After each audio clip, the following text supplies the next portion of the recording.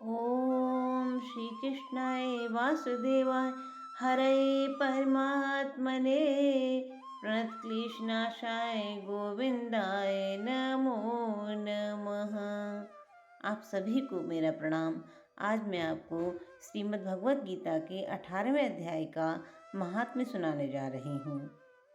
श्री पार्वती जी ने कहा, भगवान अब आप 18वें अध्याय के महात्म्य का वर्णन कीजिए।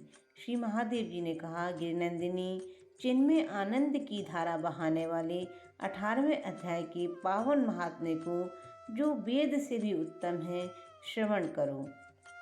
यह संपूर्ण शास्त्रों का सर्वस्व, कानों में पड़ा हुआ रसायन के समान तथा संसार के यातना जाल को छिन्न भिन्न करने वाला है। सिद्ध पुरुषों के लिए यह परम रहस्य की वस्तु है। इसमें अविद्या का नाश करने की पूर्ण क्षमता है। यह भगवान विष्णु की चेतना तथा सर्वश्रेष्ठ परम पद है। इतना ही नहीं, यह विवेकमयी लता का मूल, काम, क्रोध और मद को नष्ट करने वाला, इंद्र आदि देवताओं के चित्त का विश्राम मंदिर तथा सनक सनंदन आदि महायोगियों का मनोरंजन करने वाला है। इसके पाठ मात्र से यमदूतों की गर्जना बंद हो जाती है। पार्वती, इससे बढ़कर कोई ऐसा रहस्यमय उपदेश नहीं है जो संतप्त मानवों के त्रिविध ताप को हरने वाला और बड़े बड़े पातकों का नाश करने वाला हो। 18वें अध्याय का लोकोत्तर महात्म्य है। इसके संबंध में जो पवित्र उपाख्यान है, उसे भक्तिपूर्वक सुनो। उसके श्रवण मात्र से जीव समस्त पापों से मुक्त हो जाता है। मेरुगिरी के शिखर पर अमरावती नाम वाली एक रमणीय पुरी है।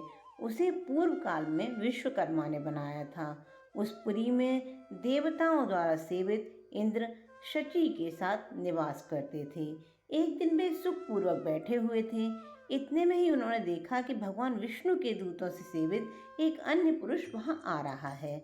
इंद्र उस नवागत पुरुष के तेज से तिरस्कृत होकर तुरंत ही अपने मणिमय सिंहासन से मंडप में गिर पड़े।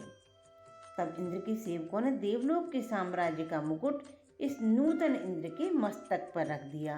फिर तो दिव्य गीत गाती हुई देवांगनाओं के साथ सब देवता उनकी आरती उतारने लगे। ऋषियों ने वेद मंत्रों का उच्चारण करके उन्हें अनेक आशीर्वाद दिए। गंधर्वों का ललित स्वर में मंगलमय गान होने लगा। इस प्रकार इस नवीन इंद्र को 100 यज्ञों का अनुष्ठान किए बिना ही नाना प्रकार के उत्सवों से सेवित देखकर पुराने इंद्र को बड़ा विस्मय हुआ। वे सोचने लगी, इसने तो न तो मार्ग में कभी पौंसले बनवाए हैं, न पोखरे खुदवाए हैं और न पथिकों को विश्राम देने वाले बड़े बड़े वृक्ष ही लगवाए हैं। अकाल पड़ने पर अन्नदान के द्वारा इसने प्राणियों का सत्कार भी नहीं किया है। इसके द्वारा तीर्थों में सत्र और गांवों में यज्ञ का अनुष्ठान भी नहीं हुआ है। फिर इसने यहाँ भाग्य की दी हुई ये सारी वस्तु कैसे प्राप्त की हैं? इस चिंता से व्याकुल होकर इंद्र भगवान विष्णु से पूछने के लिए प्रेम पूर्वक क्षीर सागर के तट पर गए और वहाँ अकस्मात अपने साम्राज्य से भ्रष्ट होने का दुख निवेदन करते हुए बोले, लक्ष्मीकांत, मैंने पूर्व काल में आपकी प्रसन्नता के लिए 100 यज्ञों का अनुष्ठान किया था।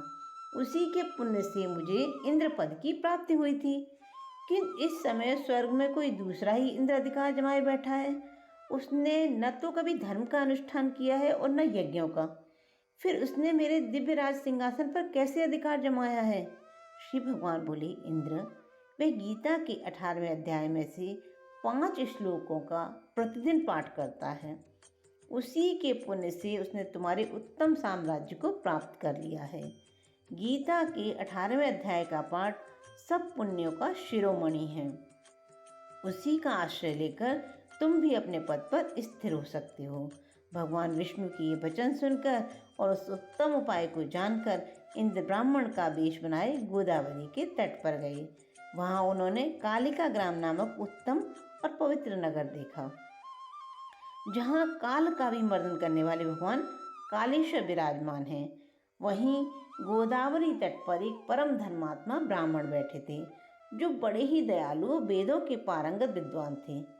वे अपने मन को वश में करके प्रतिदिन गीता के 18वें अध्याय का स्वाध्याय किया करते थे।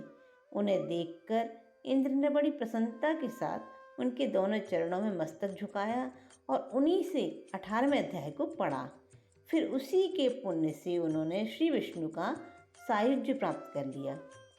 इंद्र आदि देवताओं का पद बहुत ही छोटा है, ये जानकर वे परम हर्ष के साथ उत्तम वैकुंठ धाम को गए।